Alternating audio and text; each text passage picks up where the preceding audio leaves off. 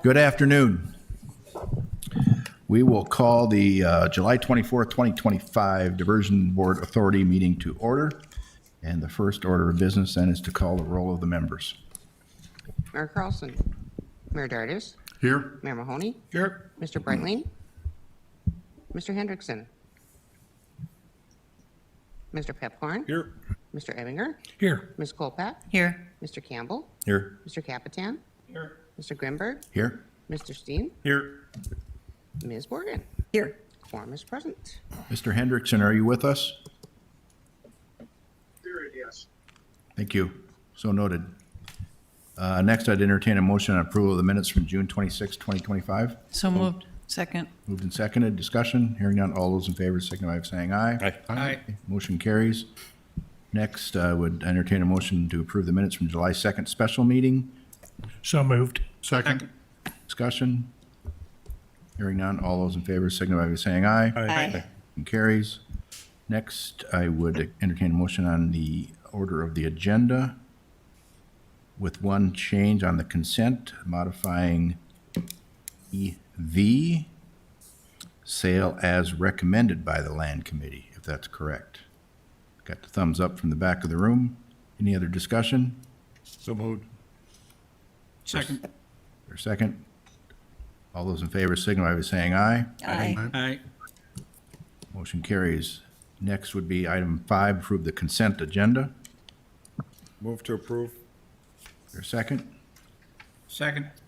Discussion? Hearing none, we'll have Dawn take the roll. Mayor Dardis. Yes. Mayor Mahoney. Aye. Mr. Hendrickson. Yes. Mr. Pepcorn. Aye. Mr. Ebinger. Aye. Ms. Kolpak. Aye. Mr. Campbell. Yes. Mr. Capitan. Yes. Mr. Grimberg. Aye. Mr. Steen. Yes. And Ms. Morgan. Yes. That is everyone. Carries. Thank you. Regular agenda, item 6, Executive Director update, Metro Flood Diversion Authority mid-year review. Jason Benson. All right. Thank you, Mr. Chair and board members. These are the topics I'll be covering here. Next. So first, quick snapshot, and I know every month we go over the construction status, but we continue to make significant progress on both the federal work, the P3 work, and our in-town as we edge closer to 70% of the project being complete. Next. When I first started on February 1st of this year, I had some clear directives when it came to onboarding and leadership. And so it's been, those first couple months, I had some clear driven tasks, alignment of policies and governance as we are working towards moving to get the governance policy approved later this fall. We'll be talking about that in September. And coordination with Cass County Human Resources.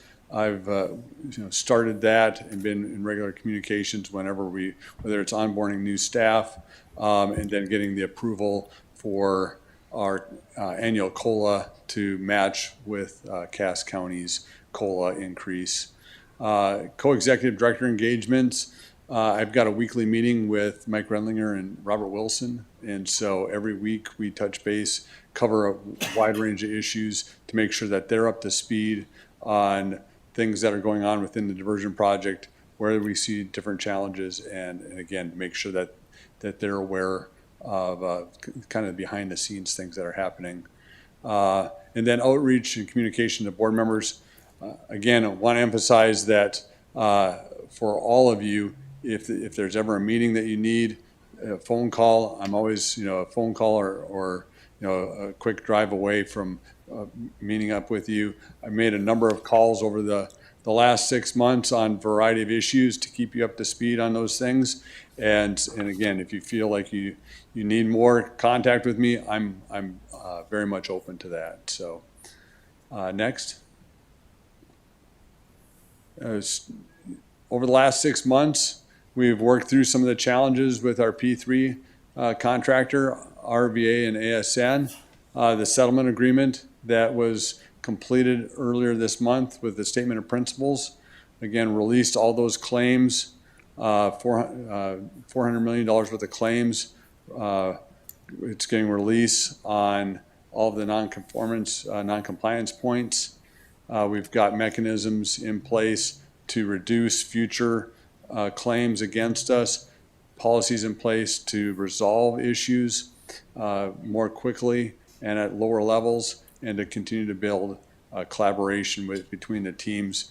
As we met just yesterday with the kind of the mid to senior level teams on the ground from ASN, RVA, and the Diversion Authority, make sure that everybody had a shared understanding of what's in that statement of principles and our direction moving forward, and that in emphasizing the collaborative environment that we all have to take in getting this project done, as we only have 14 months till the end of September, early October, when the project completion date is.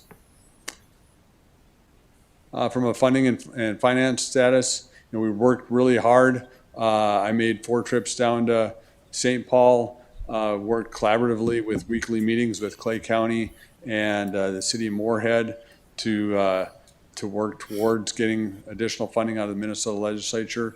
We're still waiting to see out of the $9 million that was bonded for flood control what we may get for either Moorhead or Clay County projects.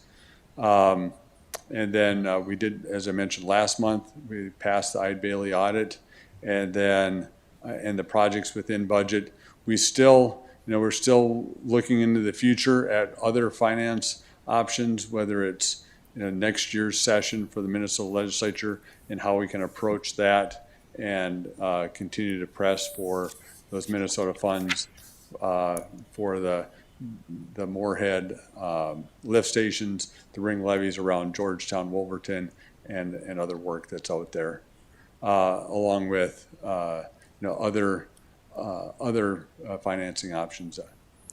Next, on the USACE, the Corps of Engineers collaboration and 408 permitting.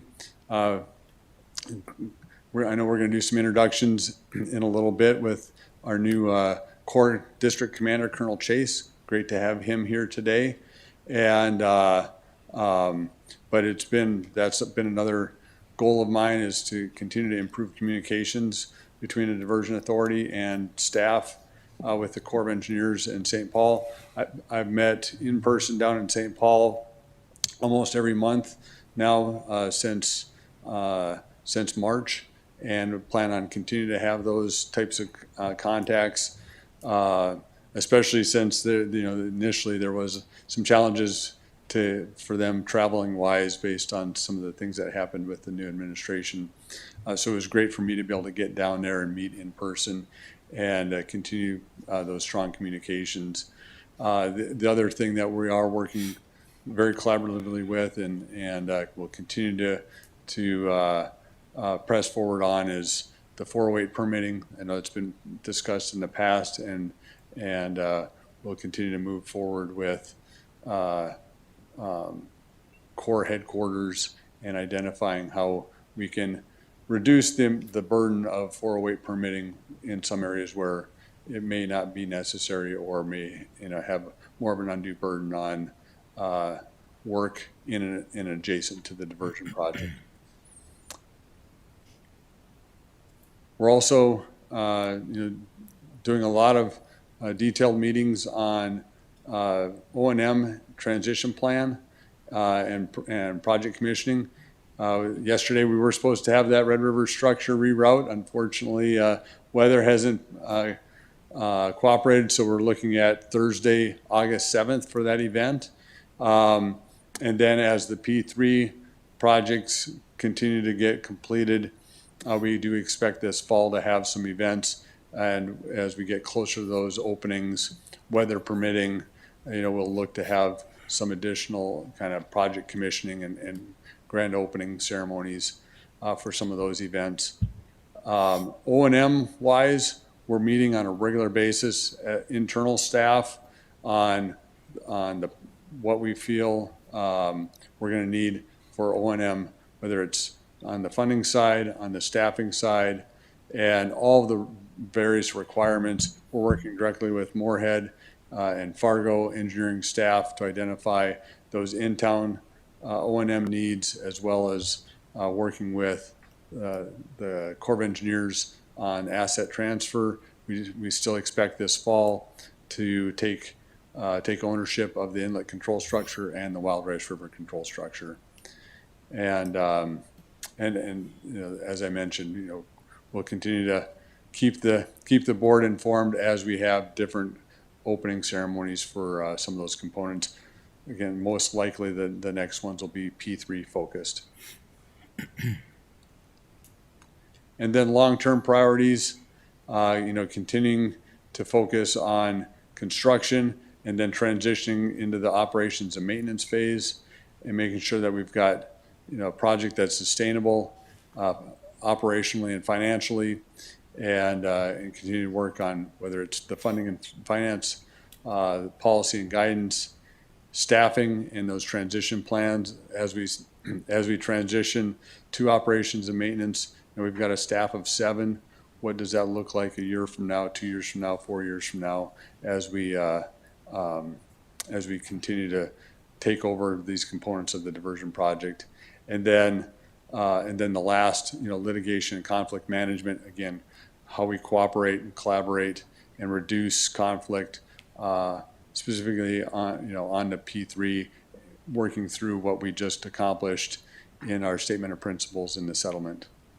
With that, that's my semi-annual review of where we're at and kind of the end of my first 6 months in the position, and I'm open for any questions you may have. Questions for Jason?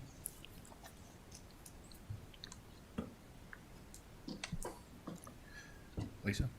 I don't have a question, but I do want to commend you for the phone calls. I was really surprised that you would call me personally to update me on things as a commission member, so I just think that was really great, so I really appreciate it. I do have a question, actually. So when the diversion is completed, will it continue to have the board authority as the governing body? And that's like an ongoing thing for how long, or is it forever? I'm just unaware of what that plan is. Maybe Jason can answer that Mr. question, but for sure, for your 6th term on the city council, you'll still be on the diversion. Yes, I actually, I've had a lot of people ask me the same question about my position. And, the board, as long as we have a diversion project that needs to be operated and maintained, we will have a board of the Diversion Board of Authority, and we'll have staff to maintain it. Again, it's managing the funding, the maintenance, and all of that. But then most importantly is those times, and hopefully they're far and few and in between, that we actually have to operate the project, that we've got a board and a staff that's ready to do what's right, follow the water control manual, follow the policies and procedures to make sure we operate it in accordance to how it's been designed, and that we protect the community. Thank you. And just to add to, I think, your second slide, Jason, staff still continues to work on the 4 pillars around funding and finance, be it with the federal government on the core funding, Bank of North Dakota potential low-interest financing, Minnesota, as you mentioned, as well as notion of any additional sales tax that might be needed down the road. So those conversations continue on. All right, thank you. Thank you. Mr. Shockley, item 7A and B. Thank you, Mr. Chair. I don't have any particular action items for the board. I just wanted to give the board update regarding 2 items. The first is the dispute resolution board update. It's 2 parts to that update. The first is that pursuant to this settlement agreement that was reached with the developer, all of the claims that had been formally referred to the DRB, technical DRB, have been withdrawn with prejudice by the parties, and so those are gone and resolved. The second item is on July 15th of this month, 2025, we had met, the TDRB had met for its first organizational meeting. They obviously didn't have anything on the agenda other than an organizational meeting, and they will meet every quarter pursuant to their operating procedures, but there's nothing pending before the TDRB, so should be relatively short meetings. The second item I have for the board is a settlement agreement update. The first payment that was due under the settlement agreement has been made to the developer, and the parties are in the process of implementing the settlement agreement. There is an amended and restated project agreement that we are finalizing, and that'll go out to the lenders, hopefully within a few weeks, for their review and consent, and then it will come back to this board for approval. Happy to answer any questions, but just wanted to give a quick update. Questions for John? Thank you. It's now my pleasure on behalf of the board to introduce a special guest, distinguished leader, Colonel Chase with the U.S. Army Corps of Engineers, and Terry Williams. Colonel? Mr. Chair, board members, thank you for the opportunity to participate in this forum. I'm Colonel Matt Chase, and I took command of the St. Paul District of the United States Corps of Engineers last Friday. I spent the last 2 days getting oriented to the Fargo-Moorhead Metro Flood Risk Reduction Project. Yesterday, I had a chance to see much of the federal work being done along the southern embankment, to include the diversion structure, inlet structure, the Wild Rice River structure, and the Red River structure. And we are excited, which is postured, to receive the reroute of the Red River on August 7th. We're excited to celebrate this milestone in a few weeks and hope you can join us. I also appreciate the opportunity to meet with the Metro Flood Division Authority leadership this morning and to see many of the features along the diversion channel being delivered by the P3 partner this afternoon with Mr. Benson. There's nothing better than seeing a project in person. It helps me understand its enormous size, as well as the importance to the community. I look forward to building on the partnership developed by the team at the St. Paul District and the MDFA to deliver this critical project to those in the Red River Valley. And at this time, I'd like to turn it over to our lead project manager, Terry Williams, who will make some comments and updates. Thank you. Thank you. Terry?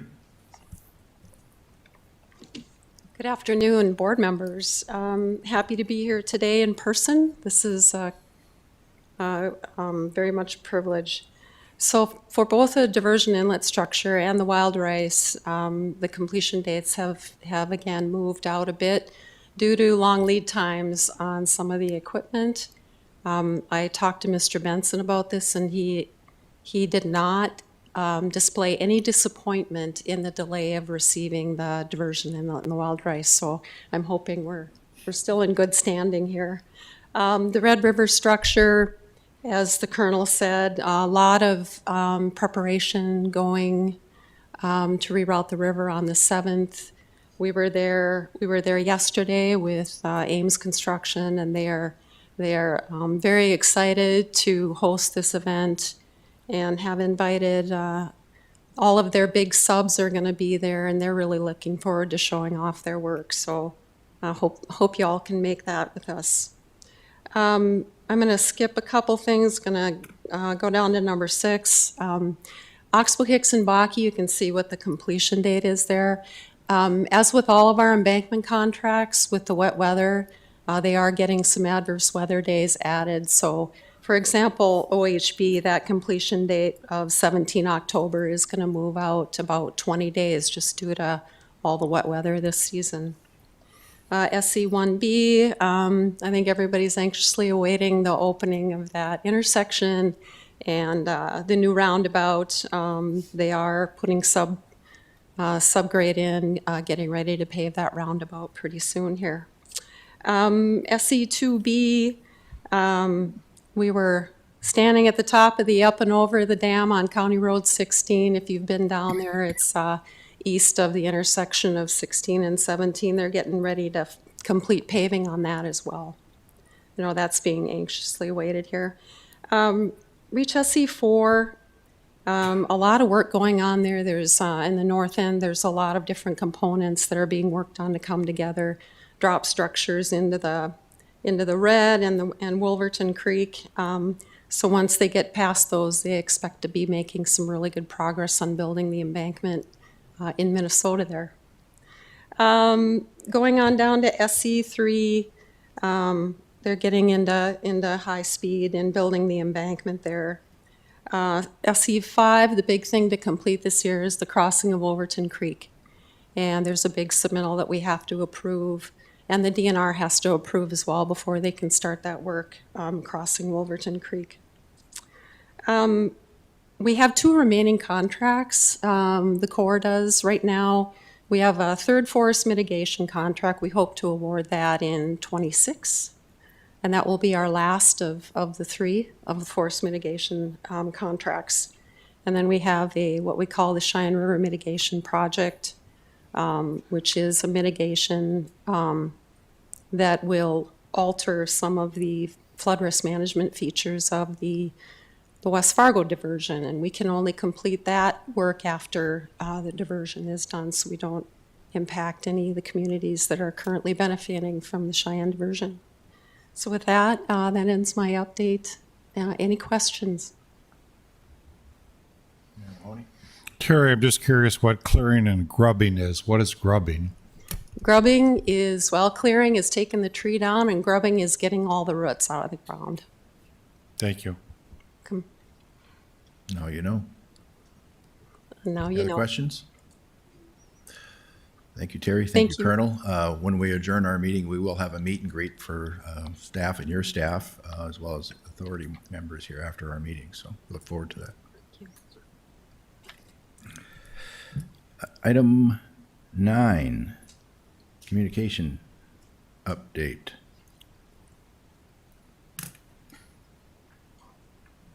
Amy? No. Go ahead, Chris. Maybe I'm out of order on the agenda here. You're doing the. I go 8B. No, I'm not doing communications today. You don't want to have me update that. Okay, good. Oh, okay, I got you. Tracking now. All right. Glasses are a little smudgy. All right, no problem. Chair Grimberg, board members, quick construction update on the channel side. A lot of this is covered in the drone video coming up, so I'll hit a couple of highlights. We've just eclipsed 36 million cubic yards of channel excavation, heading towards our total of 45 million total moved for the channel work.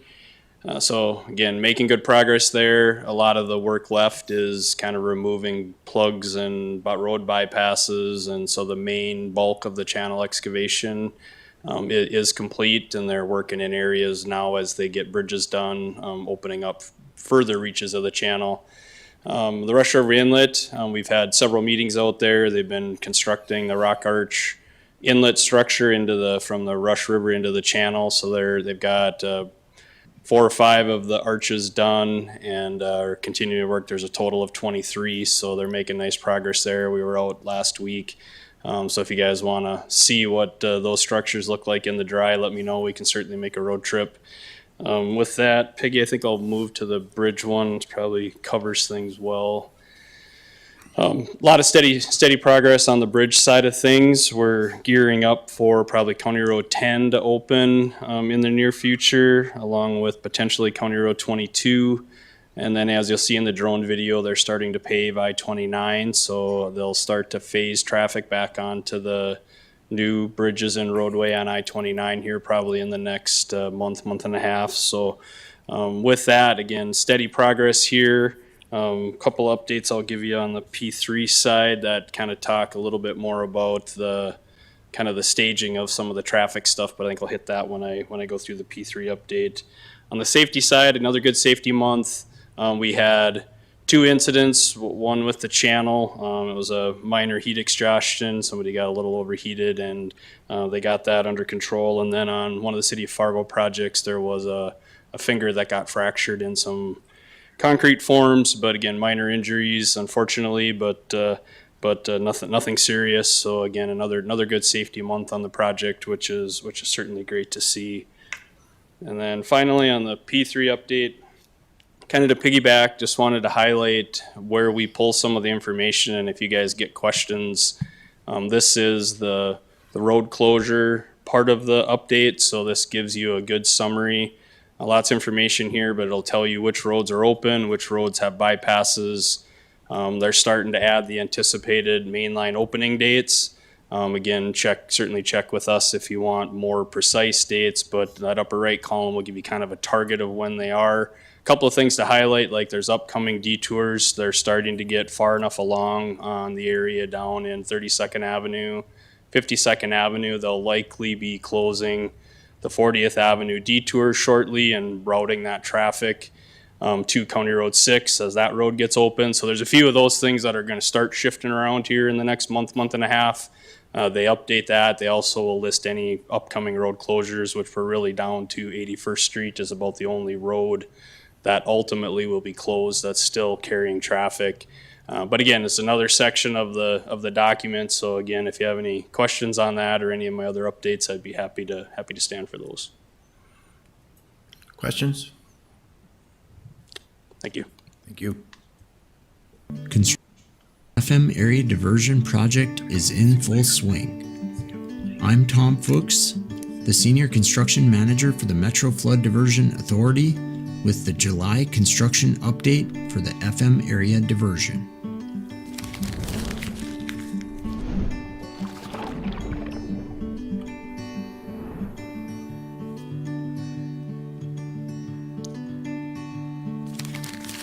We're on the Minnesota side of the project, starting this month's tour just south of the FM Metro and east of the Red River, where work continues on Reach SC4 of the Southern Embankment.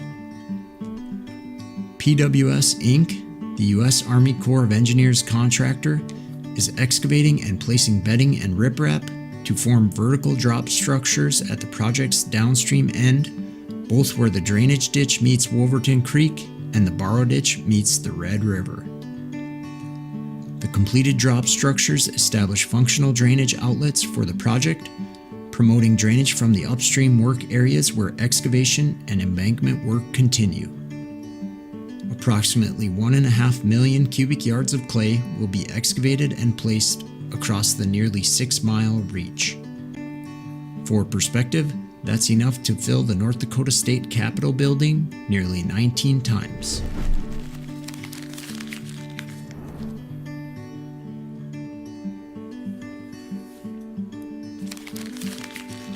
About 6 miles west, just south of Horace, North Dakota, work also continues at Reach SE1B of the Southern Embankment.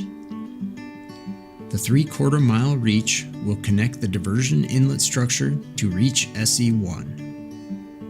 HSG Park Joint Venture 2 removed the existing roadway and completed backfilling the inspection trench. Now, full-height construction is underway. HSG Park also installed aggregate base along portions of future road alignments across the reach. This includes the new 3-legged roundabout that will be installed where County Roads 16 and 17 intersect. This is where the federal project work and the public-private partnership work will connect. At that intersection, we also see ASN constructors, subcontractor, industrial builders installing formwork, placing rebar, and preparing to place the cast-in-place concrete bridge deck in the coming weeks. Nearby, at the County Road 16 and 17 drain inlet, ASN constructors installed precast concrete pipe and began forming headwalls for another of 15 river and drain inlets that will discharge into the stormwater diversion channel.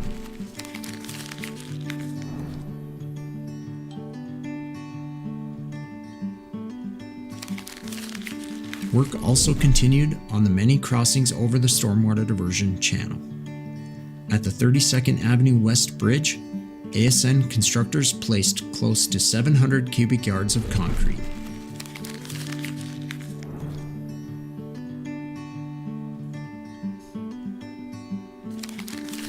Farther north, at the Maple River Aqueduct, we can see both bridge decks are now in place where the diversion channel's maintenance roads span the aqueduct's flume. Crews continue forming and placing the flume and conduit structures, remaining concrete railings, and metal railings are now installed around the structure.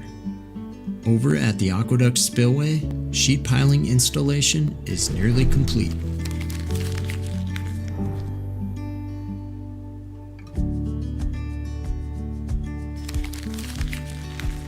little farther north, in Reach 6 of the Stormwater Diversion Channel, excavation continues near the County Road 20 crossing. Last month, it became the third of the channel's 19 crossings to open to traffic. We can also see work progressing at the BNSF Prosper crossing, where precast concrete girders were installed this month.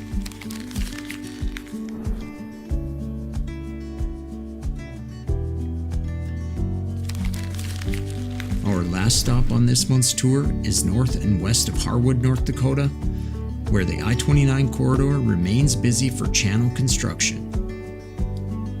Interstate travelers will notice lane closures have commenced, with grading and concrete paving work underway. Crews are forming the permanent roadway approaches to both bridges, along with lane tie-ins at both ends of the work site. Also in this area, crews placed 500 cubic yards for the concrete bridge deck on the new BNSF Hillsborough crossing. Bridge deck formwork for the County Road 81 crossing also began. The I-29 corridor is expected to remain busy throughout the season as traffic shifts to the completed crossings and the bypasses are removed, making way for functional drainage connections amongst channel reaches both upstream and downstream of this area. For the latest traffic announcements as well as construction updates, go to fmdiversion.gov. Item 9, Amy? Good afternoon, Mr. Chair and members of the board. We had a few news releases that we sent out this past month. Our standard construction update, a release welcoming Justin as our new Director of Lands and Compliance, and then the release on the settlement agreement. We also had a chance, we're looking ahead to the big milestone with the Red River structures. So we interviewed Tim King, who's the structures superintendent for Ames Construction on the Red River structure. So you'll see that in a couple of weeks in the new newsletter. The newsletter from this month performed well again, nearly 60% for an open rate, more than 11% for a click-through rate. And then we only had one presentation this month when Jason spoke to the Lions Club. And that's my presentation for this month. Happy to answer questions. Commissioner Kolpeck? Yeah, just a comment. I want to thank you for the pre-work and the mitigation tactics on the settlement announcement, including the editorial board meeting. And I also, to Director Borgen's point earlier, got a call from Jason sharing that the work had been done and you were ready to go. And it's just so important we get ahead of those PR issues. It could have been, a complicated story that was covered if those facts hadn't been understood, and sitting down and meeting with the media. I think this story was understood publicly, and I think we had the best outcome we could have because of that work. So I just really want to thank you for that. Thank you. Further questions? Thank you. Lands Management Update. Justin Fisher, I believe his first presentation to the board. It is. Chairman, Welcome. Board, I appreciate the opportunity today to give my first lands update. For the first map, this is consistent with how we visualized some of the parcels in the past and will continue moving forward. Drawing your attention to the right side, to the UMA area. As noted always, green is good. Those are areas that have been acquired for those flowage easements. Blue areas, they do highlight areas in negotiation or areas that we haven't pursued eminent domain at this point in time. And then the orange areas, those are highlighted as being in eminent domain. Next slide, Peggy. Moving forward to the UMA footprint piece, in terms of property acquisition progress, we did see a slight uptick since last month, but nothing with the construction footprint at this time.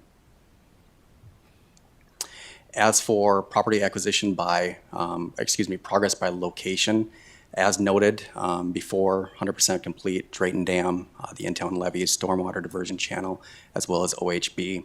Of note, the UMA area, as well as environmental monitoring, we did see a slight uptick since last month as well, so progress continues. Another perspective on this is the landowner overview. This is broken up by that construction footprint and the UMA footprint in itself. This allows us to visualize both landowner groups and the parcels as we look at what's in litigation and negotiations. As noted many times prior, this is a different perspective, but the numbers do add up to be the same with that math usually.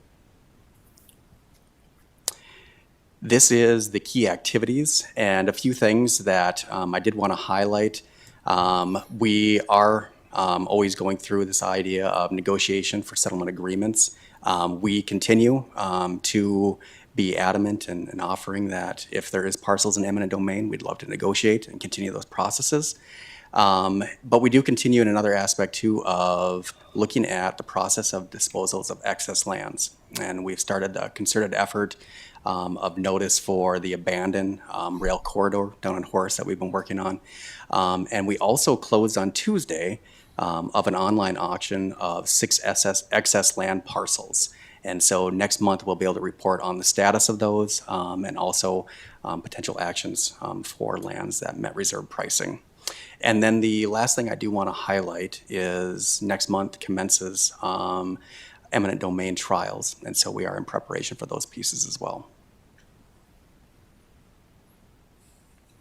And lastly, the land agent teams, they continue to help not only with negotiation pieces, but helping with some of those relocation advisory